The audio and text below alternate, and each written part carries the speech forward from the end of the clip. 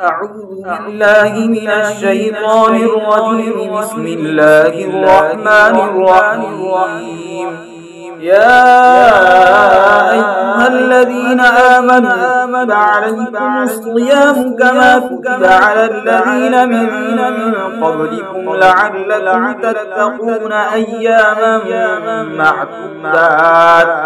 فمن كان منكم مريضا أو على سفر فعدة من أيام أخر. وعلى الذين يطيقونه فدية طعام مسكين، فمن تطوع خيرا فهو خير له، وأن تصوموا خير لكم إن كنتم تعلمون. شهر رمضان الذي أنزل فيه القرآن هدى للناس وبينات من الهدى والفرقان، فمن شهد منكم الشهر فليصم، ومن كان مريضا أو على سفر فعدة من أيام أخر. يريد الله بكم اليسر ولا يريد بكم العسر، ولتكملوا العدة ولتكبروا الله على ما هداكم ولعلكم تشكرون. وإذا سألك عبادي عني فإني قريب أجيب دعوة الداع إذا دعاني فليستجيبوا لي وليؤمنوا بي لعلهم يرشدون. أحل لكم ليلة الصيام الرفث إلى نسائكم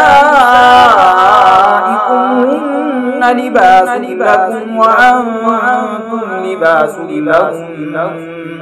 علم الله أنكم كنتم تختارون أنفسكم فتاب عليكم وعفى عنكم، فالآن باشروهن وابتغوا مما كتب الله لكم، وكلوا واشربوا حتى يتبين لكم الخيط الأبيض من الخيط الأسود من الفجر، ثم أتموا الصيام إلى الليل، ولا تباشروهن وأنتم عاكفون في المساجد، تلك حدود الله فلا تقربوها.